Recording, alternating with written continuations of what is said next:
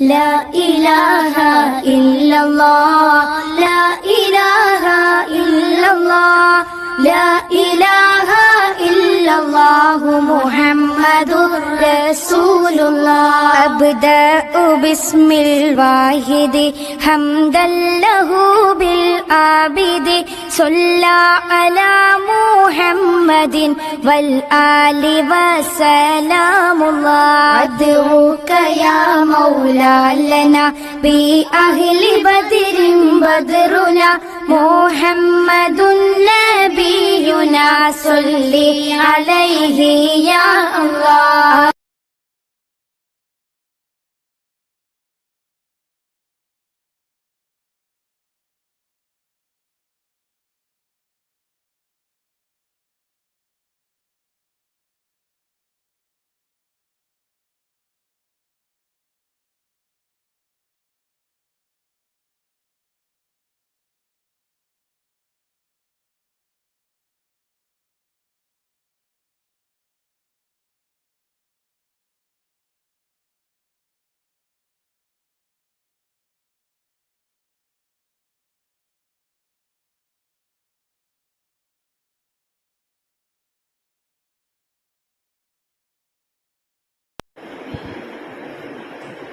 السلام عليكم ورحمة الله تعالى وبركاته. الحمد لله رب العالمين، والصلاة والسلام على خاتم النبيين وعلى آله الطيبين وأصحابه الطاهرين والمسلمين والمؤمنين كلهم أجمعين، أما بعد. فأعوذ بالله من الشيطان الرجيم. بسم الله الرحمن الرحيم.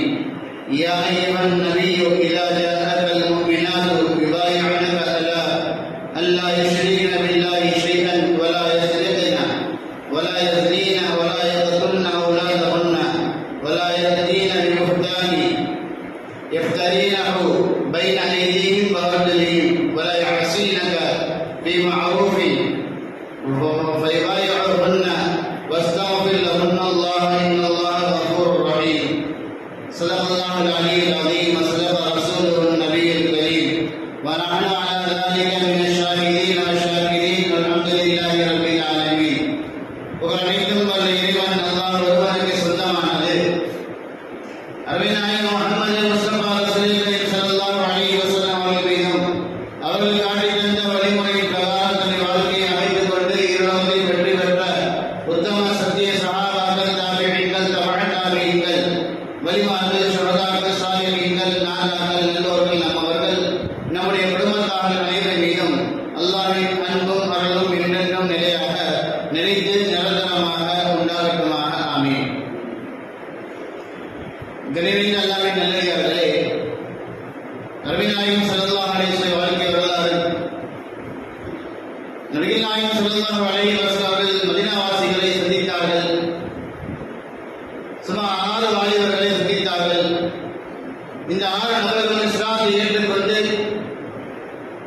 அடுத்த வருடம் ஹஜ்ஜுக்கு வரக்கூடிய தருணத்திலே 13 நபர்களாக இஸ்லாத்தை ஏற்றுக்கொண்டு மக்காவிற்கு ஹஜ்ஜுக்காக வருகின்றார்கள். இந்த 13 நபர்களும் நபிகள் ஸல்லல்லாஹு அலைஹி வஸல்லத்திலே முதல் ஒப்பந்தத்தை ஏற்றுக்கொள்கின்றார்கள். அதையெல்லாம் சென்ற வாரங்களில் பார்த்தோம். அந்த ஒப்பந்தத்தின் சாராம்சம், நீங்கள் பொய் பேசக்கூடாது, திருடக்கூடாது, விபச்சாரம் செய்யக்கூடாது, குழந்தைகளை கொலை செய்யக்கூடாது, அநியாயமான முறையில் யாரை ஏமாற்றக்கூடாது, இப்படியாக நல்ல ஒழுக்கங்களை போதிக்கக்கூடிய பல உபதேசங்களாக பல உடன்படிக்கைகளாக இருந்தது. எல்லா உடன்படிக்கைகளையும் ஏற்றுக்கொண்டவர்களாக சஹாபாக்கள், மதீனாவிலிருந்து வந்த சஹாபாக்கள் அன்சாரிகள் மீண்டும் மதீனாவிற்கு திரும்பி செல்கின்றார்கள். நபிகள் ஸல்லல்லாஹு அலைஹி வஸல்லம் அவர்களை வழிநடத்துவதற்காக வேண்டி மேலும்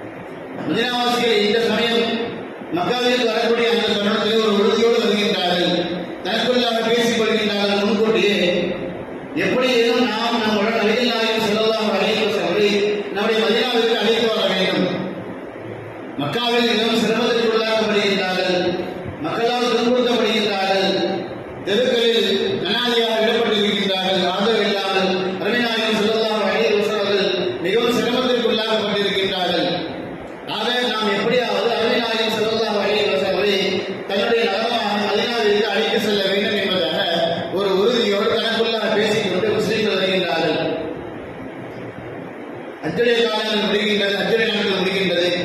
முன்கூட்டியே அருமைநாயகம் ஸல்லல்லாஹு அலைஹி வஸல்லம் சந்தித்து பேசிவிட்டார்கள். அஜ்ஜுடைய காரியங்களை நாங்கள் முடித்ததற்கு பின்பதாக 2ஆம் நாள் இந்த நேரத்திலே இந்த இரவிலே இந்த இடத்தில் நாம் ஒன்று சேர வேண்டும், நம்முடைய வாழ்க்கை சம்பந்தமான விஷயங்களை நாம் ஈடுபட வேண்டும் என்பதாக அருமைநாயகம் ஸல்லல்லாஹு அலைஹி வஸல்லம் அவர்கள் மதீனாவாசிகள் பேசிக் கொண்டார்கள். அதே போன்று ஹஜ்ஜு முடிகின்றது. குறிப்பிட்ட அந்த நாளில் அந்த இரவில் யாருக்கும் தெரியாமல், மக்கள் முஸ்லீம்களுக்கும் தெரியாது, மதீனாவில் வந்த காஃபிர்களுக்கும் யஹூதிகளுக்கும் தெரியாது, முஸ்லீம்கள் மட்டும் தனக்குள்ளாக பேசி வைத்துக் கொண்டு அருமைநாயகம் ஸல்லல்லாஹு அலைஹி வஸல்லம் அவர்களை ரகசியமாக சந்திப்பதற்கான முடிவு செய்கின்றார்கள். அந்த சமயத்தில் காஃபிருடைய அந்த மதீனாவுடைய அன்சாரிகளின் சஹாபாக்கள் 70 நபர்கள் ஆண்களும் 2 பெண்களும் இருந்தார்கள். அருமைநாயகம் ஸல்லல்லாஹு அலைஹி வஸல்லம் அவர்களும் அப்பாஸ் இப்னு அப்துல் முத்தலிப் அவர்களும் உடன் இருக்கின்றார்கள். இந்த 2 நபர்கள் மக்கவாசிகள் நபிகளாருடன் உறுதுணையாக இருப்பதற்காக வேண்டி அப்பாஸ் ரலியல்லாஹு தஆலா அதுவரை இஸ்லாத்தை ஏற்றுக்கொள்ளவில்லை. அதற்கு பின்னர் இஸ்லாத்தை ஏற்றுக்கொண்டார்கள். ஆனால் அதுவரையில் இஸ்லாத்தை ஏற்றுக்கொள்ளாத அப்பாஸ் ரலியல்லாஹு தஆலா அவர்கள் நபிகளாருக்கு உறுதுணையாக இருப்பதற்காக வேண்டி தன்னுடைய சகோதரை அழைத்து செல்கின்ற அந்த மதீனாவாசிகள் எப்படிப்பட்டவர்கள், தன்னுடைய சகோதரனுக்கு நண்பருக்கு ஆதரவு தருவார்களா, ஒத்துழைப்பு கொடுப்பார்களா, நாம் முஹம்மதை அங்கு அனுப்பி வைத்தால் அவருக்கு அங்கு நிம்மதி கிடைக்குமா, பாதுகாப்பு கிடைக்குமா என்பதை உறுதி செய்வதற்காக வேண்டி நபிகளாரோடு அப்பாஸ் வருகின்றார். அதை காப்பீர்கள். அந்த சமயத்திலே ரகசியமாக காப்பீர்களுக்கு தெரியாமல் இந்த கூட்டம் நிகழ்கின்றது. மதீனாவில் அன்சாரிகள் அந்த குறிப்பிட்ட நேரத்தில் ஒன்று செல்கின்றார்கள், நபிகளாக வருகின்றார்கள். ஒப்பந்தம் நிறைவேற்றப்படுகின்றது. அதற்கு முன்பதாக அப்பாஸ் பேசுகின்றார், மதித்தல் நண்பர்களே, மதீனாவாசிகளே, நான் சில விஷயங்களை உங்களுக்கு சொல்லப் போகின்றேன். அந்த விஷயங்களுக்கு நீங்கள் சரி என்று சொல்லிவிட்டால் முஹம்மதை நான் உங்களிடம் அனுப்பி வைக்கின்றேன் ஸல்லல்லாஹு அலைஹி வஸல்லம். நான் அவர்களை உங்களிடம் அனுப்பி வைக்கின்றேன். இல்லை என்றால் நான் அனுப்ப மாட்டேன் என்பதாக சில விஷயங்களை சொல்வதற்கு சொல்கின்றார் அப்பாஸ். முஹம்மதை நீங்கள் தங்களுடன் அழைத்து சென்றால் சில இன்னல்கள் கண்டிப்பாக உங்களை வந்து சேரும்.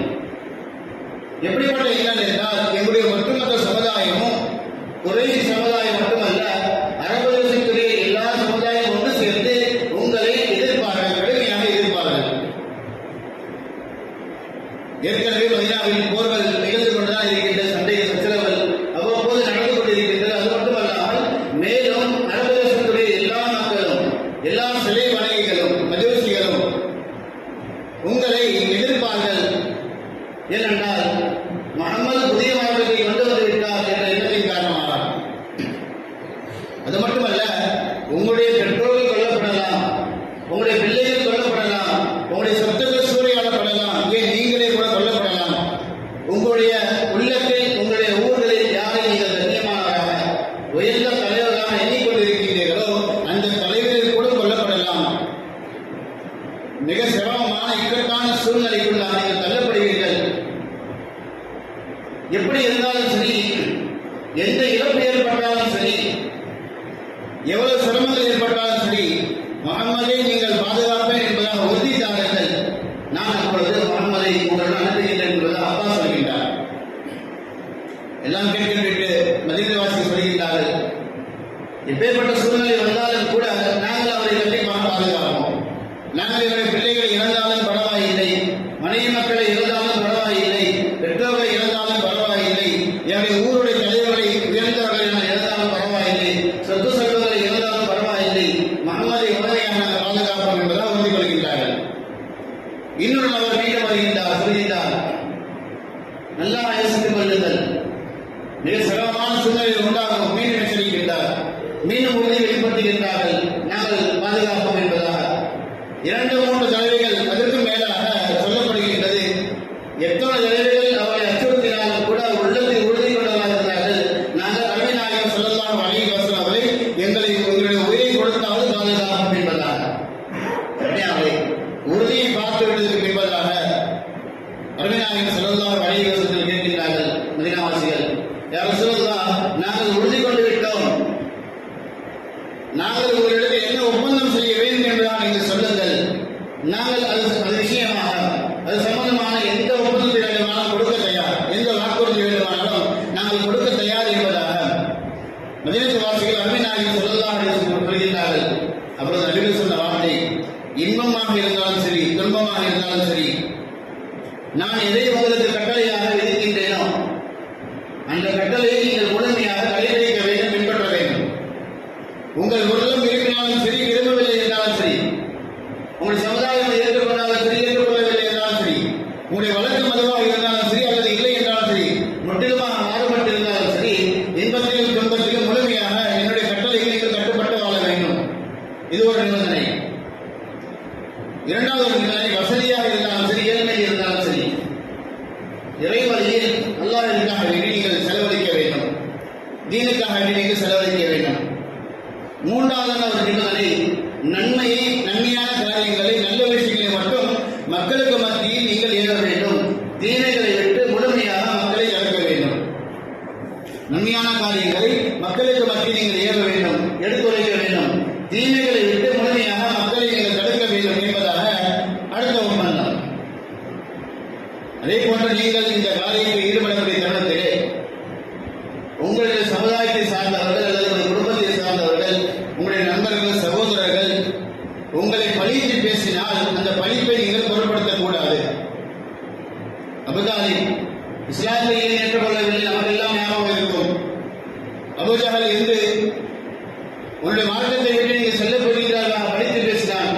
பழிப்பிற்கு பயந்தான். எங்கே என்னுடைய சமுதாயம் மரண தருவாயில் மரணத்திற்கு பயந்து இஸ்லாத்தை ஏற்றுக்கொண்டால் என்பதாக பழித்து பேசி விடுவார்களோ என்ற பழிப்பிற்கு பயந்தால் கலிமா சொல்லவில்லை. ஆக உங்களுடைய சமுதாயம் உங்களை பழித்து பேசுவார்கள் என்ற பயத்தில் காரணமாக நீங்கள் இந்த மார்க்கத்தை விட்டு மீண்டும் சென்றுவிடக் கூடாது என்பதாக அடுத்த ஒப்பந்தம். அதுக்கு அடுத்தபடியாக ஒரு ஒப்பந்தம் வாக்குறுதி கேட்கின்றார்கள். ஆட்சி அதிகாரங்களை நான் யாருக்கு தருகின்றேனோ, அரசாட்சிகளை யாருக்கு நான் பொறுப்புகளை தருகின்றேனோ அவர்கள் மட்டும்தான் பொறுப்பாளியாக ஆக முடியும். பொறுப்புக்காக வேண்டி, தலைமைத்துவத்திற்காக வேண்டி நீங்கள் சண்டை போட்டுக் கொள்ளக்கூடாது என்பதாக அடுத்த ஒப்பந்தத்தை கேட்கின்றார்கள். கடைசியாக ஒரு ஒப்பந்தம், எல்லா நிலைகளிலும் என்னை நீங்கள் முழுமையாக பாதுகாக்க வேண்டும். எப்பேற்பட்ட சூழ்நிலைகள், கடங்கங்கள், சிரமங்கள், எப்பேற்பட்ட இழப்புகள் வந்தாலும் கூட எல்லா நிலைகளிலும் என்னுடன் இருக்க வேண்டும். அதுவும் உங்களுடைய குடும்பத்தார்களை நீங்கள் எப்படி பாதுகாப்பீர்களோ, உங்களுடைய மனைவி மக்களை, பிள்ளைகளை நீங்கள் எப்படி பாதுகாப்பீர்களோ அதை விட கூடுதலாக என்னை நீங்கள் முழுமையாக பாதுகாக்க வேண்டும். இந்த ஒப்பந்தங்களுக்கு நீங்கள் தோதுவாக ஆகிவிட்டால், ஏற்றுக்கொண்டால் நான் உங்கள் வருகின்றேன் என்பதால் நபி நாயகம் ஸல்லல்லாஹு அலைஹி வஸல்லம் ஒப்பந்தத்தை கேட்கின்றார்கள். எதுவும் மறுப்பல்ல. உடனே மதீனத்து அன்சாரிகள் முழுமையாக ஒப்புக்கொண்டு, யா ரசூலல்லாஹ், இவைதானா, இவை அனைத்தும் நாம் ஏற்றுக்கொள்கின்றோம் என்பதாக பழி செய்கின்றார்கள். இரண்டாவது ஒப்பந்தம் நிகழ்கின்றது. இந்த ஒப்பந்தம் காபிருக்கு தெரியாமல் மறைமுகமாக இரவிலே நடைபெறுகின்ற ஒரு ஒப்பந்தம். இரவில் 2 பகுதிகள் சென்ற 3வது பகுதிகளை நடைபெறுகின்றது. எல்லோரும் அசந்து தூங்கிக் கொண்டிருக்கக்கூடிய அந்த சூழ்நிலை. எப்படியோ ஒரு ஷைத்தான் இதை தெரிந்து கொண்டான். மக்காவினுடைய உயரமான மலைக்கு மீது ஏறி நின்று கொண்டு சத்தமிடுகின்றான். இப்படியாக இந்த இடத்திலே மதீனத்து அன்சாரிகளுக்கும் அருமை நாயகம் ஸல்லல்லாஹு அலைஹி வஸல்லம் மத்தியிலே ஒரு ஒப்பந்தம் நிகழ்ந்து கொண்டிருக்கின்றது என்பதாக கூச்சலிடுகின்றான். அருமையானவர்களே, கூச்சலை கேட்டவுடன் அன்சாரிகள் அழைத்து சென்று விட்டார்கள்.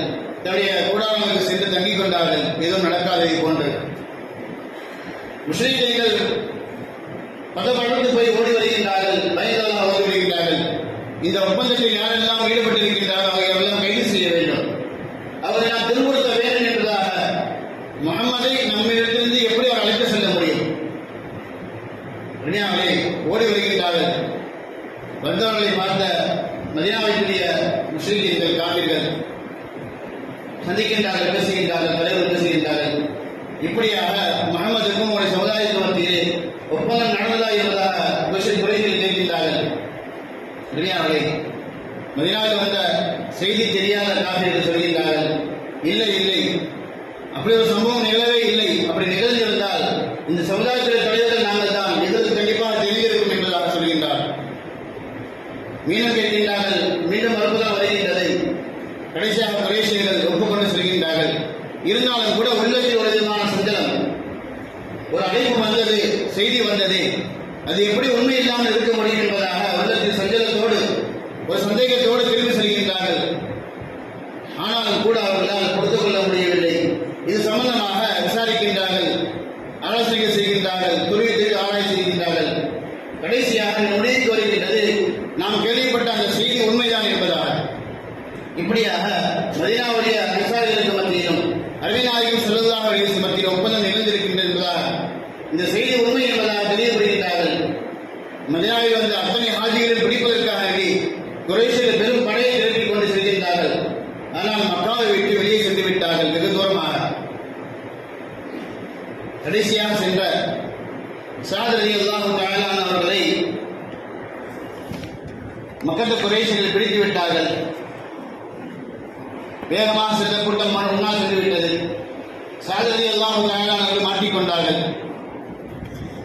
மக்கத்து காஃபிர்கள் ஸஅதை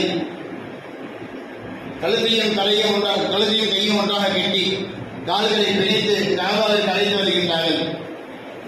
வரும் வழியிலே மக்காவை சார்ந்த முத்தஈன் அவர்களும் ஹாரிஸ் அவர்களும் பார்க்கின்றார்கள். ஓ குறைஷிகளே, காஃபிர்களே, நீங்கள் என்ன செய்கின்றீர்களா உங்களுக்கு தெரிகின்றதா? நீங்கள் என்ன செய்கின்றதா உங்களுக்கு தெரிகின்றதா என்று கேட்கின்றார்கள். சொல்கின்றார், இவர்கள் யார் தெரியுமா? நாங்கள் இங்கிருந்து ஷாமிற்கு சிரியாவிற்கு வியாபாரத்திற்காக சென்றால் மதீனாவில் சில நாட்கள் தங்குவோம். நாங்கள் தங்கக்கூடிய தருணத்திலே எங்களுக்கு அவையில் தரக்கூடிய சமுதாயமாக அந்த சமுதாயத்துடைய தலைவராக இவர் இருக்கின்றார். இவர் சாதாரண மனிதர் அல்ல. நாங்கள் வியாபார கூட்டங்கள் சுமார் லட்சக்கணக்கான ரூபாய்களை, அன்றைய காலத்திலே லட்சக்கணக்கான ரூபாய்களுடைய மதிப்பிலான பொருட்களை நாங்கள் கொண்டு செல்வோம். அந்த பொருட்களுக்கு அவையில் தருவோர் இவர்கள் தான், பாதுகாப்பு தருவோர் இவர்கள் தான், எங்களுக்கு அடைக்கலம் தரக்கூடிய நபருடைய தலைவர்கள் இவர்கள் தான். எப்படி நீங்கள் இவரை சிறைப்பிடிக்க முடியும் என்பதாக சொல்கின்றார்கள். எப்படியோ பேசி அவர்களை விடுவித்திருக்கின்றார்கள். அருமையானவர்களே, அவரும் பிரஜாசத்தை அளிக்கின்றார். ஆனால் மக்கள் குறை செய்த காப்பீர்கள் இதை பொறுத்துக் கொள்ள முடியவில்லை. அருமைநாயகம் ஸல்லல்லாஹு அலைஹி வஸல்லம் அவர்கள் எதிரே சென்று விட்டார். மதீனாவில் இங்கு தப்பி சென்று விட்டால் நிம்மதியாக வாழ்ந்து விடுவார்கள் என்ற அச்சம். அது மட்டுமல்லாமல் ஒரு கால இஸ்லாமியர்களுக்காண்டி ஒரு நகரம் உருவாகிவிட்டார்.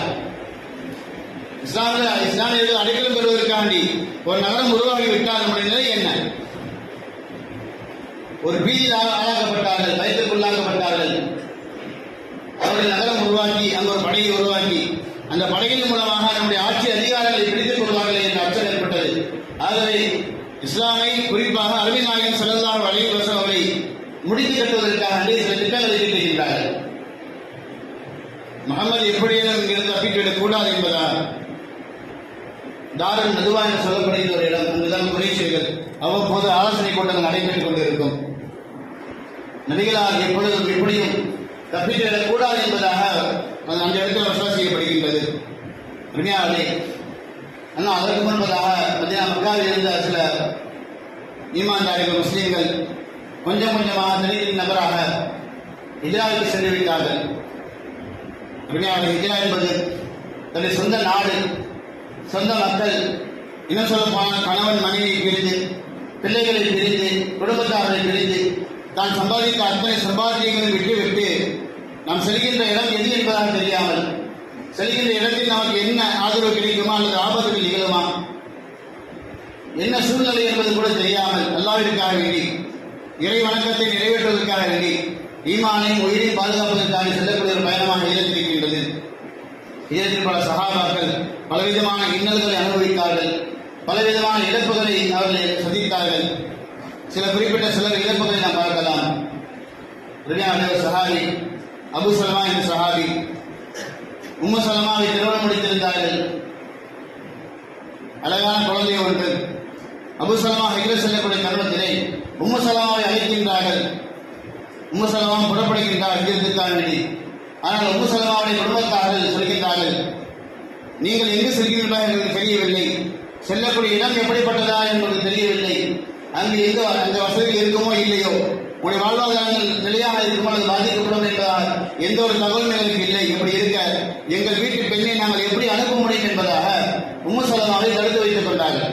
வேண்டுமானால் நீங்கள் செல்லலாம், எங்கள் குடும்பத்துடைய பெண்ணை நாங்கள் அனுப்ப மாட்டோம் என்பதாக உம்மு சலமாவை எடுத்துக் கொண்டார்கள். அபு சலமா மகளையும் மனைவியும் பிள்ளையும் விட்டு செல்கின்றார். அபு சலமாவுடைய பெற்றோர் வருகின்றார்கள். சில காலங்கள் கழித்து உம்மு சலமா வருகின்றார்கள்.